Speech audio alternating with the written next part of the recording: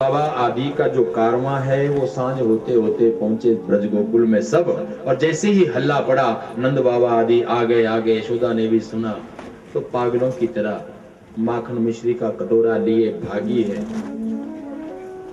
आ गया मेरा कन्हैया, आ गया पुकार रही है, कान्हा अरे कहाँ है? अपनी माँ के पास आ, जल्दी आ, मेरे बिना इतने दिन कुछ खाया भी नहीं होगा, दुबला हो गया होगा मेरा कान्हा।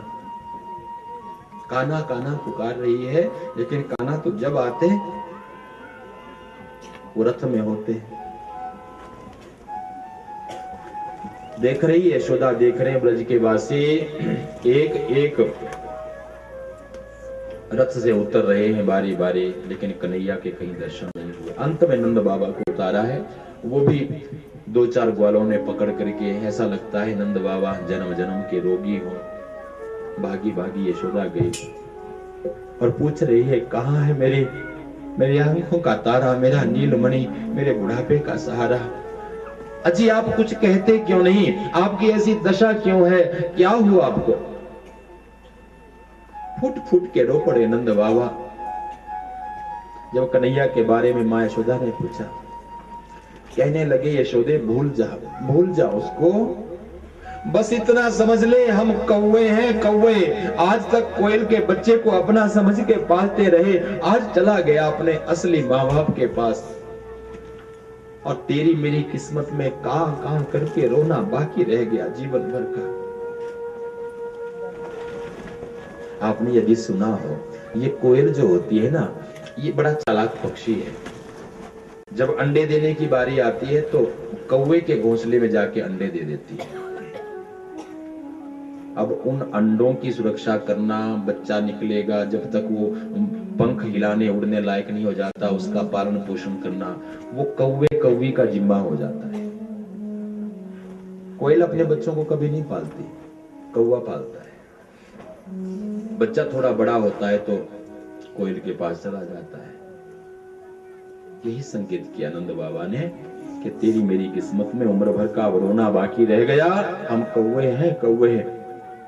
देखने वालों ने देखा कि यशोदा तो जैसे पागल हो गई है, सिर के केशों को कन्हैया नहीं आया इतना सुनते ही नोचने लगी है, छाती कूटने लगी है, दहाड़े मार मार के रो रही है, गिर पड़ी। यशोदा आज उन्हीं पति परमेश्वर को कोस रही है, मेरे कन्हैया को नहीं लाए और खाली हाथ आ गए। ये हीरे मोती जवाहरात लाए हो, मणि माणिक्य, ये कीमती मुकुट, आगे हार गए, कन्हैया को छोड़ दिया।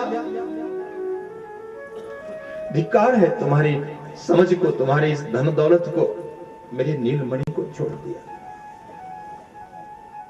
इससे तो अच्छा था वहीं प्राण दे दिए होते। जब कन्हैया ने कहा कि बाबा जाओ, मैं नहीं जाऊंगा, एक बात बताओ, छाती क्यों नहीं कट गई तुम्हारे से, नाम अमर हो जाता आपका। नंद बाबा समझा रहे हैं, यशोदे सच कह रही हो तुम, मर जाना चाहिए था हमें, और शायद मर भी गए होते यदि एक बात का आसरा ना होता। किस बात का? सुन, तेरे कन्हैया ने कहा है मैं आऊंगा, बाबा मैया से कहना मेरा इंतजार करना, मैं आऊंगा। अब तू ही सोच पगली, कल को तेरा कन्हैया आए और ब्रज गोकुल में अपने नंद बाबा मां यशोदा को ना पाए, तू जानती है उसके प्रेम को, वो महल की दीवारों से सिर पटक पटक के अपने प्राण दे देगा, अपनी मैया को ढूंढेगा, बाबा को ढूंढेगा। तेरे कन्हैया को कुछ हो गया तो बस इतना सुनना था। यशोदा ने नंद बाबा के होंठों पे हाथ उंगली रख दी कि बस इसके आगे कुछ बोलिए मत, कन्हैया का बुरा देखना तो कहां, मैं तो सुन भी नहीं सकती। अच्छा क्या कहा उसने? मैं आऊंगा। बोले हाँ कहा है। तुरंत आंख के आंसू पोंछे हैं, रोते बिलखते गोप ग्वालों को मां यशोदा कहने लगी है, ये क्या रोनी सूरत बनाई है, उठो उठो चलो, गौओं को धोने का समय हो गया है, जाओ जाओ अपने अपने घर काम धंधा संभालो, और देखो दुखी मत होना, क्योंकि मेरा कन्हैया सारी ब्रज गोकुल मुझे सौंप के गया है, मैं सबका ध्यान रखूंगी। नंद यशोदा का शेष जीवन इस उम्मीद पे चला कि आज नहीं कल, कल नहीं कल हमारा कान्हा तो आएगा। ये आस पता क्या है? विद्वानों ने कहा ये आस तो ऐसा एक पंछी है कि जब जीवन में घोर अंधेरी रात की तरह हताशा निराशा छाई होती है, कहीं कोई उम्मीद की किरण नहीं होती, तो उस घोर अंधकार में भी ये आस रूपी पंछी बोलता रहता है कि दुनिया वालों हिम्मत मत हारो, सुबह होगी। आस पे दुनिया टिकी है। बोलिए बांकी बिहारी लाल की।